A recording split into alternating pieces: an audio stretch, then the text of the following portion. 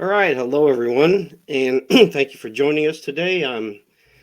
I'm Paul from ChangeScape Web in St. Louis, and today I'm joined by Ken Tucker from ChangeScape Web also, and Jeff Steck from Tellerica Marketing Systems in Austin, Texas, and Ian Cantle from Outsourced Marketing in Bradford, Ontario. And today we are joined by Jay Tinkler, co-founder of Remarkably, which is a growth agency.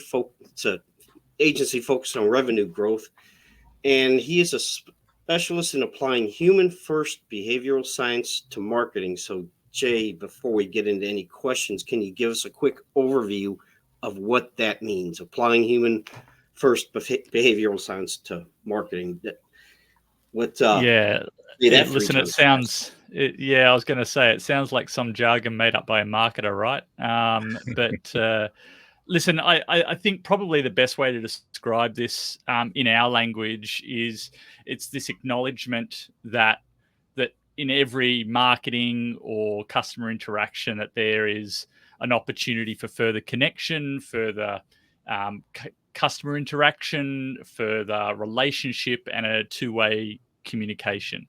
And we believe in building strategies around that so that the long-term profitable partnership that forms through that strategy is bigger and more important than just pure acquisition strategies. That's probably the best way of looking at it. All right. It's a pretty good explanation. So I guess, Ken, start with you and we'll just kind of round table the questions. Okay, cool. So, Jay, tell me a little bit about your background and why do you have a deep fascination with this idea of trust and how that comes into play? Yeah, listen, my background, I ran a digital agency for about 11 years, and I probably business in general has always felt like a bit of a round peg, square hole for me, and I've always felt like how we show up in business or how we even teach business in schools and that kind of thing sort of negates what happens relationship wise there across the table when we're doing business.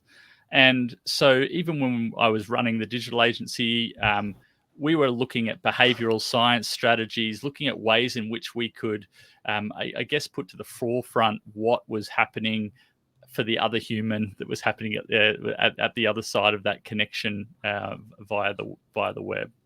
And as that business grew, and as we sort of the technology started to kick in, and we became, we used to compete from customized websites versus templated websites, but then a templated solution became actually quite aligned with a lot of the human-centered kind of design principles that we were trying to push.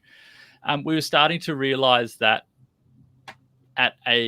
there was an opportunity here, I guess, at a bigger level, a couple of rungs up from just digital, to have a look at the more trusted relationship that was going on across the board. And what we sort of, again, trust feels like a bit of a fluffy word when it comes to business, but what we sort of talk about there is how do we build that long-term profitable partnership that we want with customers so that the cost of our marketing ends up coming down purely because of the fact that long-term,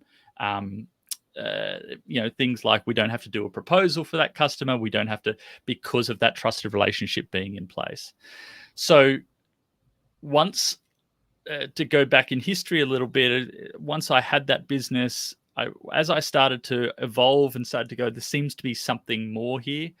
I started to explore and go out and interview people around the world on this topic of trust. And there was this big collision for me around, I guess, the psychology and the behavioral science of what trust really looks like and what was actually happening in business as in the interactions that were becoming normal or the norm in how we do business generally. Did you see any changes over the last 4 years with COVID forcing people to be physically separated for periods of time. And obviously that starts to put stress on any type of a relationship you might have. I mean, I'd be curious to hear what your thoughts were about that. And are they still happening today? Yeah, listen, the interesting thing is that through our lens, what we have been seeing is as a team, as an organization, as a small business team, if you start to approach a human-centered approach, you realize that your front line and your culture within your organization is super important to the relationship that you then have with your customer. And as you say, with the work from home and COVID, what we are missing from our culture, and there's a few studies around this as well, is the water cooler conversations. It's the passing in the hallway conversations that don't allow us to have those while I've got you kind of conversations that we would usually have when we're in a business setting or in a location. And so what that has as a filtering down perspective from a customer interaction perspective is the fact that the transmission of knowledge, not only down the chain to customer, but up the chain to CEO, is getting interrupted through, I guess, more intentional communication, organizing a Zoom call, organizing a phone call, whatnot, rather than, I guess, more dynamic communication that's happening in business. Okay. And my follow-up on that, Jay, is do you see over time the effort required, if you will, to establish trust? How trust is established and maintained changing? I think my perspective is it's one of those things that you don't realize it's happening when you're in it, but over time it certainly appears to have shifted. Do you have any insights or any thoughts on that? And are we too close being in? How do we recognize? It's definitely shifted, and it depends on what lens you look through. Especially in the fact that if you go really broad and globally, you have, I guess, you go back to the 50s and you had you'd let your kids go and get out in the wilderness, and you'd have sort of high trust. The butcher was also your babysitter, and all of that kind of stuff, right? And then we started to get digital, and the digital age brought about a more sort of one-to-many kind of approach to communication. And as the, I guess, adoption of that took place, what we're seeing now is a circle back to people going, actually, I need a human. I want a human to talk to. So what brands are starting to look to is, we're going to put a name on that person that you can pick up the phone and call, and even if that's we've got an insurance company here in Australia called Amy, and it's double AMI, but they advertise with a girl that looks like she's Amy, and you can call Amy at any time and she'll look after you from an insurance perspective. So we're seeing that kind of circling back to that human approach. You see brands having a Twitter account. You see all of these kind of things happening at a global level. At a micro level, though, if you drop down into small business, not a lot has changed as far as what we want. What we're trying to go for is, the only thing that you can, I guess, really predict is that all humans are irrational in how they think, right? and if you acknowledge that, then it becomes quite a selfish act. We're trying to mitigate risk in trust. We're trying to make sure, our lazy brain is sort of sitting there going, if I don't have to think about that relationship, that's a great relationship.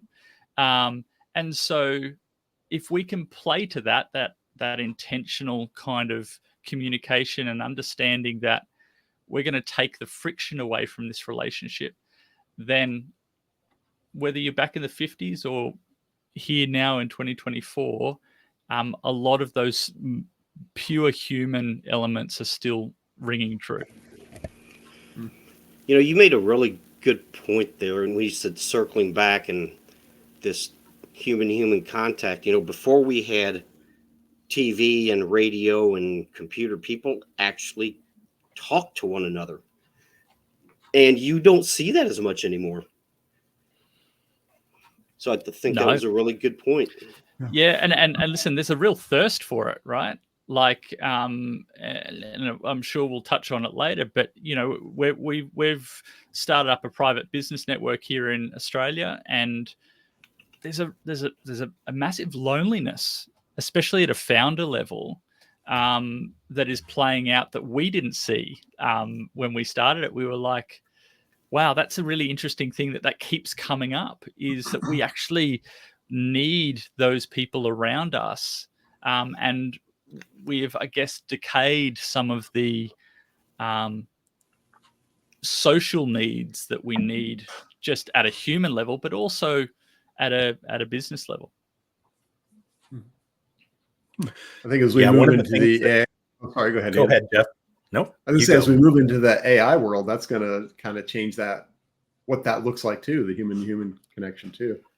Yeah, and we're finding that a super interesting place to play, and even in its sort of micro application that we've got at the moment, really, as far as in comparison to where it could go, how we retain some of that.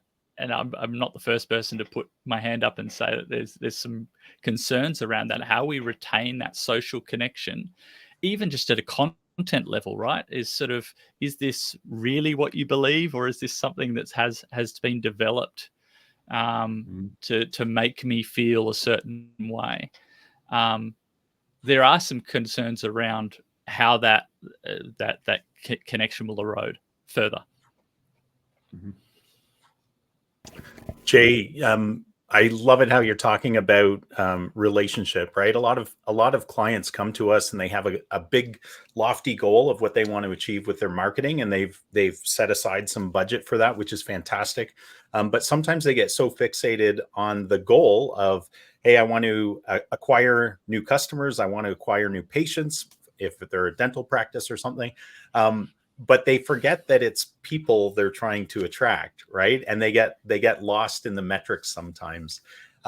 What do many businesses miss about creating lasting, trusted relationships with their clients? And how do you see that growing? Is there a trend?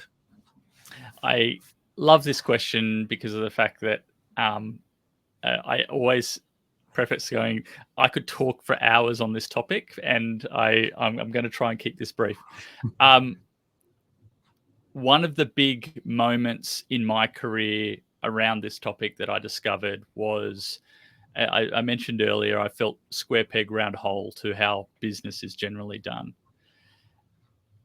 At a very simple level, if you break trust down into two components, you have one, your competence, your ability to show up, be on time, do the thing you say you're going to do all of those pieces.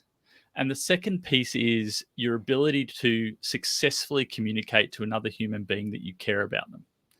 And this is what they call warmth of intention, your ability to communicate your warmth of intention. Now, the cool part about this is we need both. Right? You can be as competent as you can be the best used car salesman on the block. If I don't feel like you care about me, I still probably won't buy. Now, the interesting thing is we will forgive a lack of competence if we believe that you care about me. So we all have friends that we know are always late. And that their competence is not always, but we know that if things got really hairy, they would be there for us. So we forgive lack of competence if we know warmth of intention. The other way around, though, if we're no matter how competent they are, if I don't feel like you care about me, there's always something missing. And so when we talk about what's missing from strategy and building successful long-term profitable partnerships, is too many businesses start with their competence and lead with their competence. And what we need at a human level is to start with, show me you care. Show me that you're listening. lean into the warmth of intention first, and assume and have confidence around your competence. Put it on the shelf and allow and hold. I don't know if you've seen the movie Braveheart, but sitting on the mountain there, and he's saying, hold about your competence and lean into asking another question,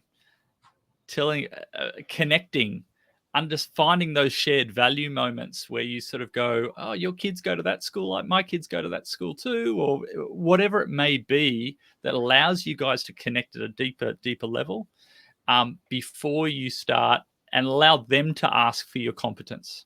That's probably the biggest piece, is that balance between this warmth of intention piece, that without, you're going to struggle for that long-term profitable partnership, versus leading with competence.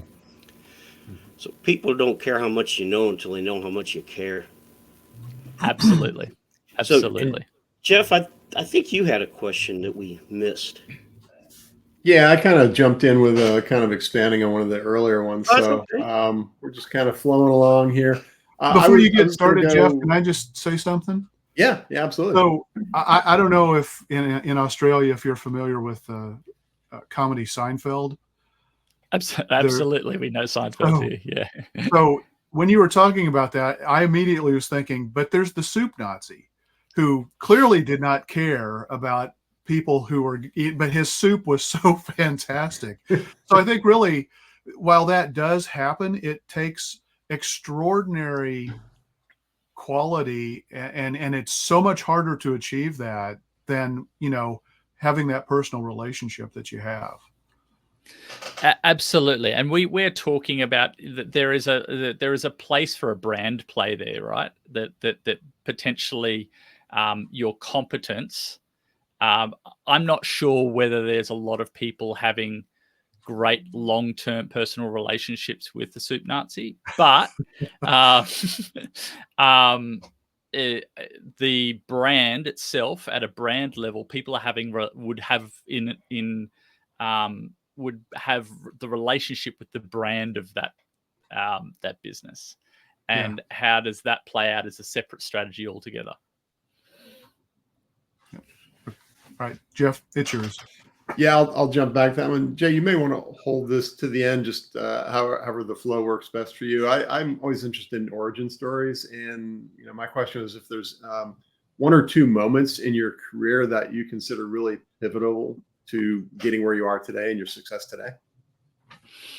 Yeah, so two. I think probably the first one. And I think in retrospect, to be honest with you, Jeff, I think that was looking back on this rather than in the moment, as some of those kind of things are. I had a sales career. My sort of early sort of cutting my teeth was a sales career, and it was in telco. It was in business telco, and I remember a particular client in business telco where it was when 3G was first sort of starting to take hold, and people were trying it out, but the network was rubbish and no one was getting good reception, et cetera, et cetera. I'm sure that's a common theme no matter where you live. And I had this one client, and they had a fleet of mobile phones and were just literally not getting service at their business address.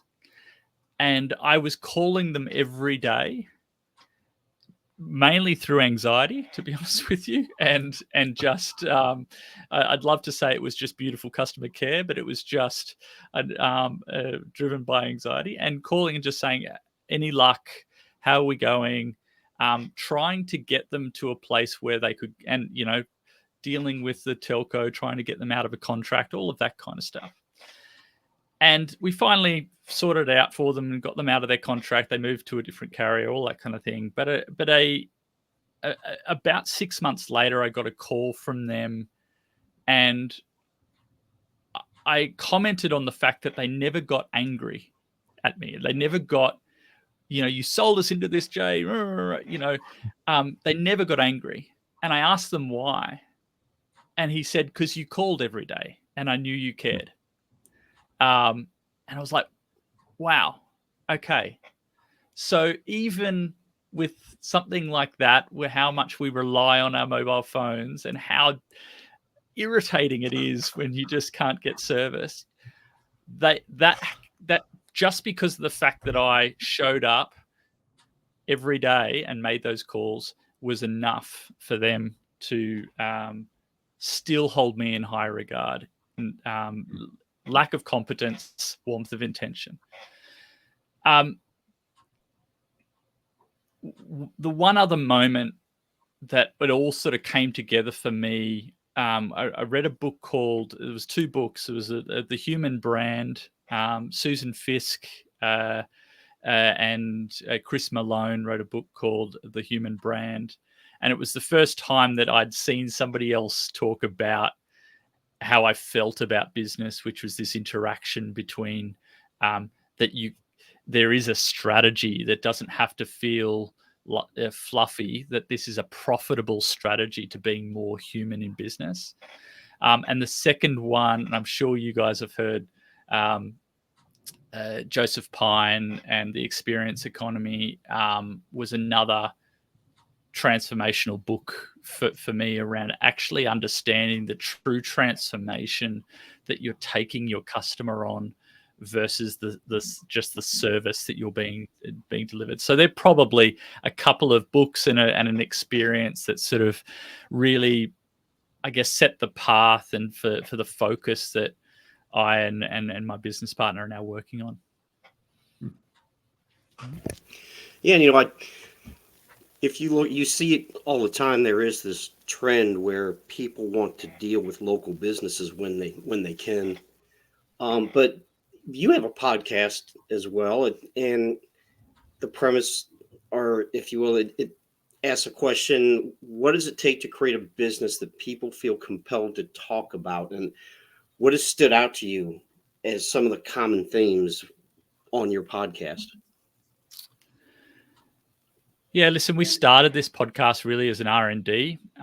So we were an opportunity to speak with sort of world-class thinkers on this topic of how you build a remarkable business. And we thought when we went into it, there would be things like standard word of mouth and, the experience, how you build great experience, probably the things that came, and that they were obviously high on the list for a lot of people. The themes that came out, though, that we didn't expect, your customers need the tools to talk about you was one.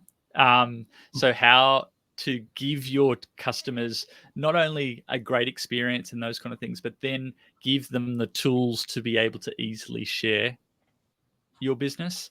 We always talk about, especially in service-based businesses, is that the do yourself a favor conversation is sort of being able to, how can you give them the end to that sentence so that they can go out to their clients and say, do yourself a favor, go and speak to Jeff and just do this. It might be a little gateway product or whatnot, but how do you actually create the tools in which people can talk about you? So I talked about the transformation, being really super clear on the, our customers come to us looking and feeling like this. We give them this so that as a result, they can look and feel like this. And what is not enough businesses talk about that last row, which is, what do I want my customers to look and feel like through their interaction with me? What does their business now look like because of having an interaction with our business? And the last one, I think, is once you build a business that people feel compelled to talk about, the natural progression, this was sort of again a seed into this other business that we're working on, is you create an opportunity. They start wanting to hang around that. They start to identify with that brand. And if you're not spending time creating the container for community around your brand, you're leaving money on the table. So they're probably some of the themes that have sort of come up, Paul, as we've gone through. Interesting. So, one of the things that I see, I'm a StoryBrand certified guide, and so we always look at, are you talking about the problems that you solve for your customers? Because most businesses, as you said, they talk about, and I'm guilty of this. I think everybody kind of falls into this trap, but it's like, I do this, I do this, I do this, I do this, and that turns people off. I mean, what they really want to know at the end of the day is, am I talking to somebody who cares about me, that has a plan to get me the success that I want? So having said that, and it sounds like that kind of aligns pretty much with, a lot of the things you're saying, how do you create that remarkable experience for your customers? And I think the first thing is, to me, you got to understand their problem. Absolutely. And I'd go so far as to say that the problem needs to be explored, because of the fact that the perceived problem, there's something that's sitting behind that problem. Yeah, in StoryBrand, we talk about external, internal, and philosophical. So external is, I've got a toothache. Internal, I'm looking for a dentist who gets that I am incredibly anxious when I go to the dentist, or it hurts every time I go, so I want pain-free dentistry. But that's not usually what they start searching for. Absolutely, and if you were to take then experience economy and layer that on, it would be, if you came through our dentist and came to the other side of that, what would be that transformation? Would it be that you have confidence now in dentistry and that you are pain-free? What's the end result? And let's reverse engineer that. But I think all of that StoryBrand and experience economy, all of that bundles into that same thing, is just getting super clear on that end result before you start throwing solution, right? I think your question was about what are the strategies to be able to create, I guess, remarkable experience for customers. Right. Yeah. I think the first thing to say is that you can build strategy around this. When we talk about being remarkable and having remarkable experiences, people feel like doing something surprising that's kind of ad hoc and, that I'm going to do this and the customer didn't expect it. Now, that's great, but it can be surprising for your customer without it being surprising to you as the business owner. So being able to create noteworthy and things that people share and being able to be having a remarkable experience can have strategy. Can I just, how are we going for time? Can I throw a quick story in here, Ken? Just an sure. Yeah, sure. So I always get ridiculed for what word I choose here. I'm going to say veranda. I got my veranda redone about a year ago, 2 years ago now. And I went to the local paper just to find someone to do this. We live in a slightly remote area, and found someone to come out and look at our veranda, sorry. And they looked at it. Yeah, I can do the job. Great, awesome. They did the job, came out, showed us. It was like, yeah, great. It looks exactly how we expected it to look, oiled, etc. We paid him. It was a normal, great experience. I probably wouldn't say it was noteworthy or remarkable. About 3 months later,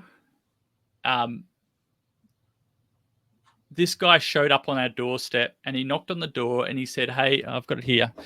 Hey, Jay, I've been thinking about your deck, your veranda, and I feel like with all the rain that we've been having, it's probably going to need a bit of an oil. So I just thought I'd drop off a little can of decking oil for you so that you can oil it yourself." Now, in that moment, just in that moment, for me, he became remarkable. He became he created a moment that meant that, one, he was able to successfully communicate that he cared and that there was a warmth of intention there, but also that he did something that was unexpected with no element of getting something in return. Okay. Yeah. Now, the cool part about this is I'm sure that he does that with every one of his customers.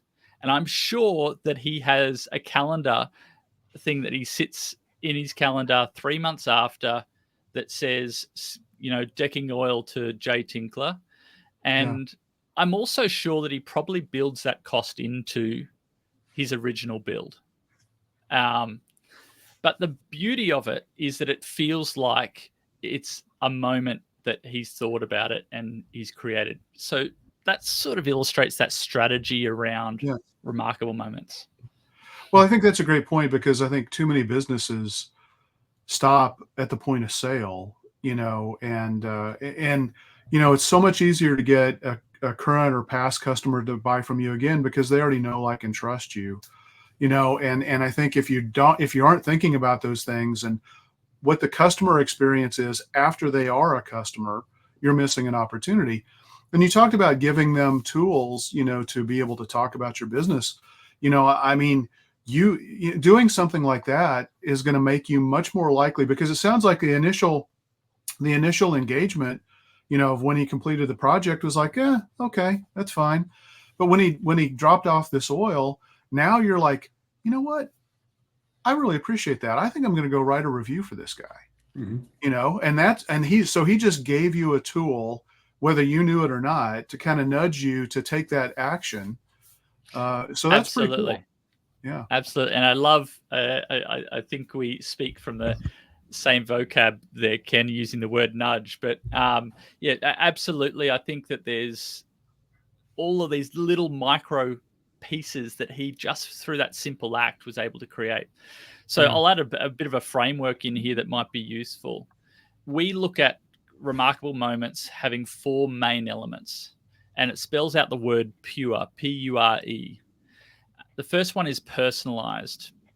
Makes sense. How do I make this moment really personalized? Now, a great example of that is we all think about sending our clients gifts at Christmas, right?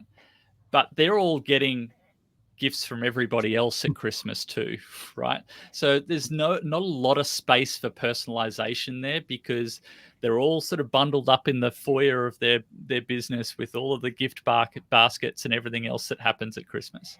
What if you sent them a gift at 3.5 months after they engaged with you, just to thank them for trusting in what you had? Same thing happens. It's the same thing in the calendar, but they get a gift that was unexpected, personalized. Unexpected is the second one. How do we create the moment when it truly wasn't expected? That we all, as I say, we all get gifts at Christmas. Well, the third one, which is often overlooked, is relevant. If we're sending a card or we're sending a message to a client, let's slow down on putting the brand all over it, and focus on what's relevant to them. I recently I got a gift that was unexpected. It was personalized, but it wasn't all that relevant to me. It wasn't a lot of thought about me as to whether that gift or that moment would be important to me. And the last one is emotional. It creates or evokes some sort of emotion. It's not boo-hoo kind of emotion. It's kind of ideally, it's more around that, wow, I didn't. How are you generating that moment? And if you can't say that it has all 4 of those, it probably isn't going to really land how you want it to as a remarkable moment. Interesting. Yeah, that's a really good point. I think follow through is the most overlooked thing with a lot of small businesses.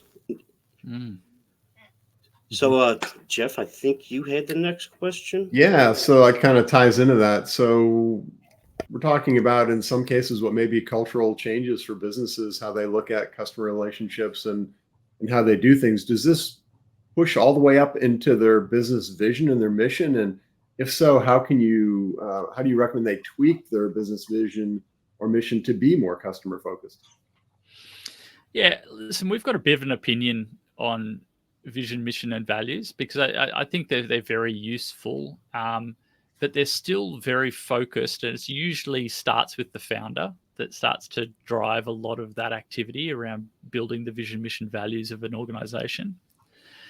And our opinion is that we're not taking enough stakeholder opinion or perspective into building out our vision, mission, values. So it often ends up being driven by a very aspirational director who either hasn't spoken to his staff and tried to align it with the culture and what they're trying to achieve in the business, or they haven't spoken to their customer enough to know whether what they're trying to offer is actually solving a big enough problem for them. And so to start off with, customer listening, we do a lot of insight work with customers, and the opportunity that comes out of intentionally setting time aside for customer listening rather than just, whether it be asking for testimonials, which are all, I guess, favored to one side of that feedback coin, is actually having true qualitative kind of conversations with customers and looking at customer insight. But the second piece is going, how do we now transpose what we believe and what we want our vision of the organization to be into aligning it with a transformation that's actually happening for our customer? So we build things called an intention statement for a lot of organizations, which is taking that vision, mission, values, and also the competence of the organization. We do this for our for our customers, and adding a "so that" at the end of these statements, so that our customers can and enter the transformation experience that our actual customers are looking for. And that only comes from really deep listening at a customer level. So that's probably where we see the tweak between vision and purpose through to taking that important, don't get me wrong, it's the perspective often and of the main stakeholder, which is the founder usually, or the board, and then bringing staff stakeholder insight and also customer insight into the mix to making a well-rounded intention statement. Mm-hmm. I like the "so that." I mean, that really ties it back to the value you can bring to, your client too. Absolutely. And them to their clients. Yeah. Well, it's all about transformation. Mm-hmm. It's like we've got this before state that is causing us to have anxiety or have some existential need that we've got to get taken care of, or aspirational, whatever it may be, and we need somebody who can help us kind of realize what the after state could be and then help us execute to get there. Mm-hmm. Absolutely. We find, Ken, when we're doing these intention statements, is when the customer sees it, they feel very heard. Yeah. And just in the moment of seeing that intention statement, they go, "Oh, you're on our team," rather than just someone there trying to take our money. Yeah. You're on our team, and we're on the same path together. We're partnering with you. Yeah, that's cool.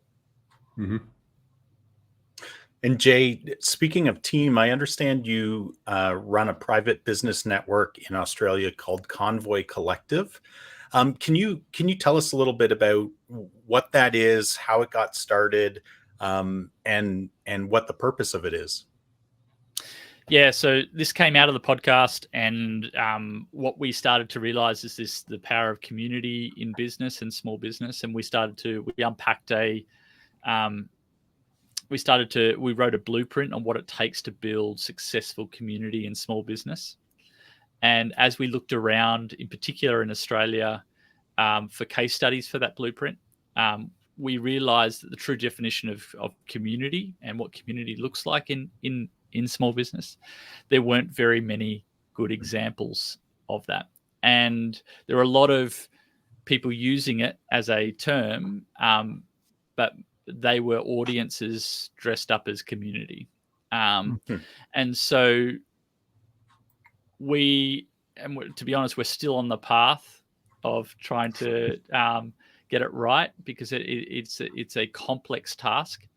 But we're in the business now in Convoy of trying to create the true small business community. And what we mean by that is success for us in that business is, how do we help our members find those 4 to 6 people that they can rely on, not only for referral and growing their business, but to celebrate and commiserate and give advice and mentor and help each other in this kind of lonely journey that no one else really understands, this founder journey along the way. And part of that I said, this has been a difficult journey. Part of that requires the leader, the people who started the collective to begin with, to start to hold true to vision and mission, but start to step back and let some of the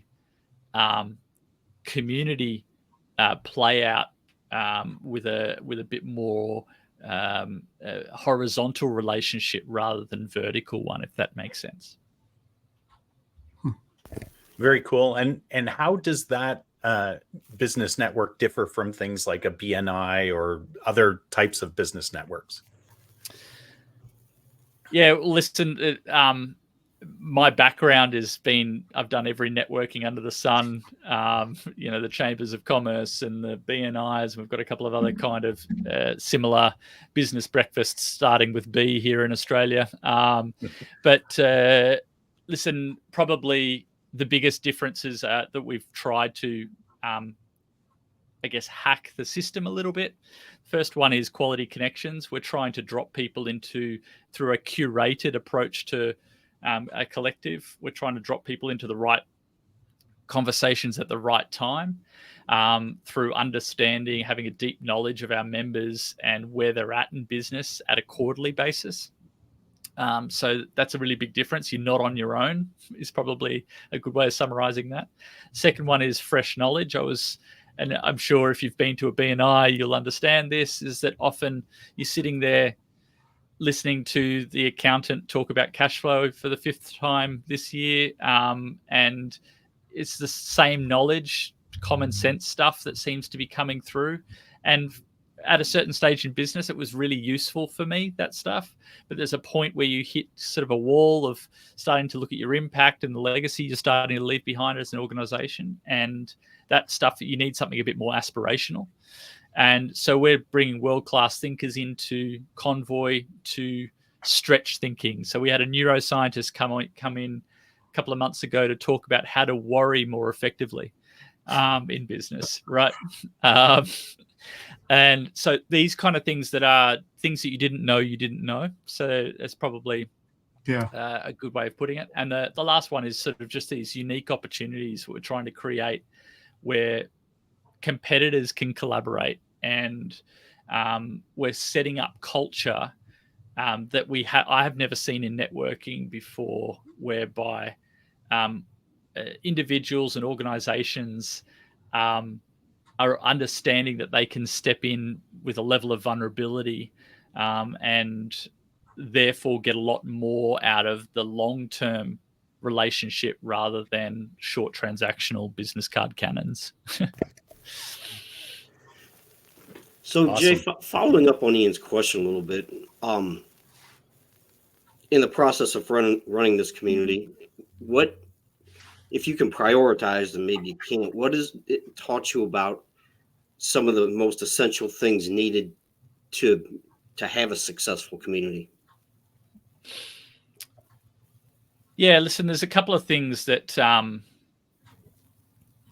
from a community. So I think I mentioned the need for a leader in that community to be able to step back, and that the container ideally that the community would run if the container and the individuals running it changed, and that the importance of those horizontal relationships between members is more important than showing up to whatever the said kind of environment that the community puts on. That's probably one of the big things that we've sort of learned along the way as far as community is concerned. As we've written out sort of the blueprint around what community looks like, there are stages and milestones for any community member that are super important around their level of investment and leaning in to being an active participant in a community. And that's where we sort of see some of the differences with people who say that they're a community, but it's really an audience, that they are being told how to respond to certain things, whereas an invested community is where the members are driving the change and driving the different aspects of that community. And I guess probably what happens in community is that to think that the overall overarching community or bigger group is all going to get along and it's going to be rosy is a little bit naive. Is that these micro communities start to form within a larger community that need to be nurtured as much as the overall large communities. So those, I talked about those 4 to 6 people. They are, I guess, the heart of what creates a larger community, because they become sticking points for every member within that community. And probably the last thing is at a core level, what we're dealing with here is a very basic human need of driving social. So how do we meet that social need by acknowledging that every human wants to feel seen and heard, and that speaks to that warmth of intention piece. And also it speaks to that competence piece of understanding what they do, how they can help, and giving them the vehicle and opportunity to be able to assist in doing that. So how do you overcome differences from introverts versus extroverts, or people who have completely different thinking and learning styles, as they're involved in this? Because, what you just described about the warmth, what'd you say, the warmth of intention? Is that? Yep. Yeah. That may not really resonate a whole lot with somebody who's pretty introverted, potentially. So how do you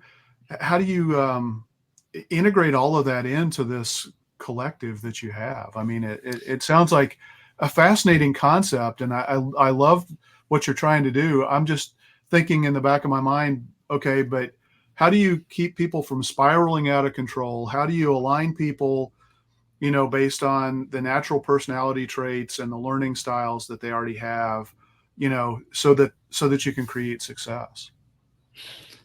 Fantastic question. And I think when we entered into this, so as I mentioned, I had a lot of networking experience. As you can probably tell, I'm somewhat extroverted in nature. My business partner, though, massive introvert,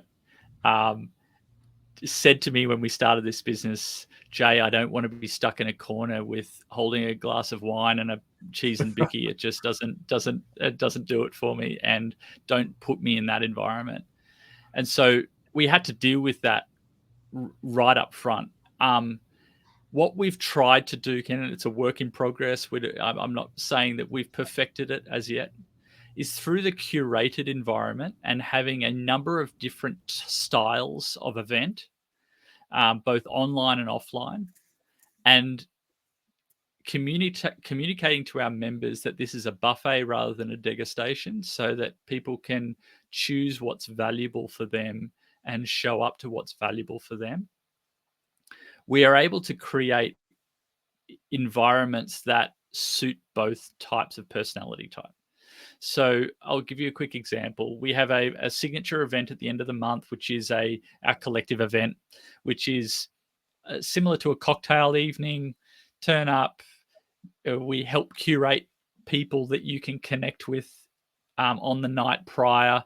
We send you a playlist to listen to on the way to the event. We curate. You're met at the front door, and you're walked through what to expect when you come in through the door. There's someone that meets you at the front of as you walk through the main door, which is a cupboard, believe it or not. You come through a cupboard into this venue. And once you come into the event, you're introduced to 2 or 3 people. Now, there are still people that still find that a bit overwhelming and don't really want that kind of environment. So we have a thing called a business dinner done different as part of Convoy, which is 10 to 12 business owners coming and having dinner together. And we curate the right people to connect with the right people, both personality, shared audiences, what they're trying to achieve. And those kind of intimate environments cater for a different type of personality who prefers that kind of environment. And then we have online environments where we do round tabling, where some people turn up and really want to be part of the conversation, and others want to connect via the chat or connect with people privately one-on-one or those kind of things. So we try and cater for it, Ken, but it's a balance of different types of events and the customer experience. How do we make sure that even introverts, neurodiverse people all still feel seen and heard in the way they want to be seen and heard? I mean, it almost sounds like it's concierge level service. That's one of our products is concierge. Yeah. So it's how do we actually build a concierged approach to this so that people don't feel alone. Okay. So we are coming up on an hour here, but Jeff, I think you had a question. We can get that in. Yeah, I think that's actually a good one to kind of start winding down on. Jay, if there were just maybe a couple of things you would recommend to any business owner that's listening, and oh, by the way, we should also give you the opportunity to let people know how to find your podcast. But if there were a couple of things that you would recommend to business owners who are listening to this, or hopefully then your podcast as well, what would those recommendations be? Listen, the first thing I would say is whatever you're doing around customer listening, double it.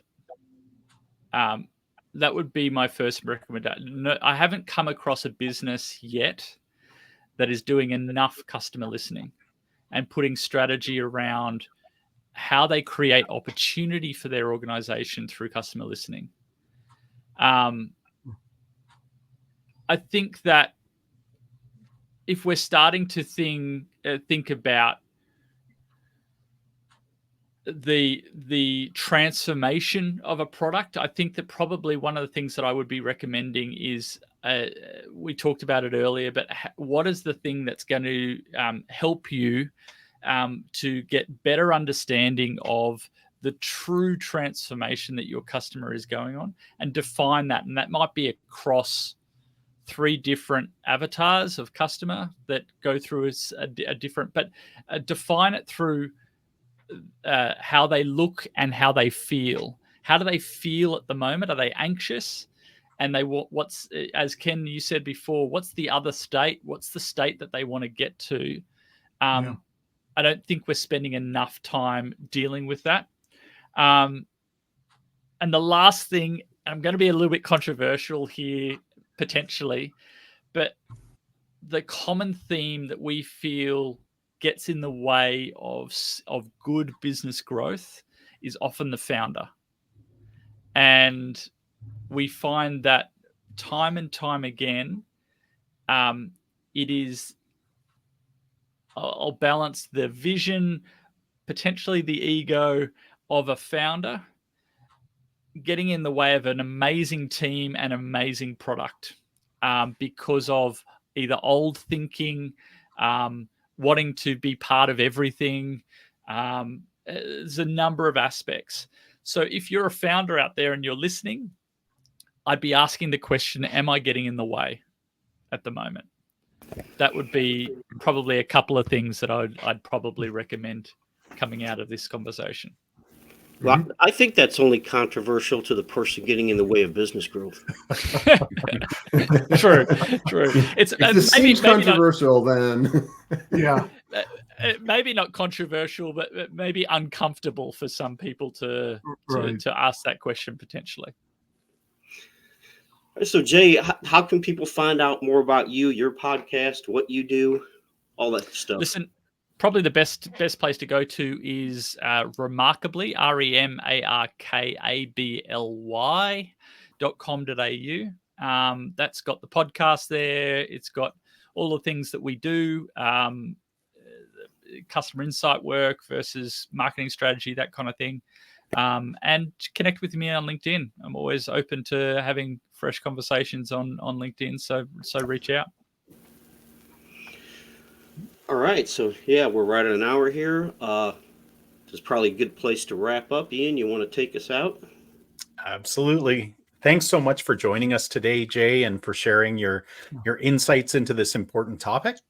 And thank you to Jeff, Paul, and Ken for being our guides. And thank you to our listeners and viewers today. It's awesome to have you. If you have any ideas of burning questions that you want answered, reach out to us. We'd love to cover those for you. Check out Jay's website that he talked about. And until next week, keep calm and mark it on, folks.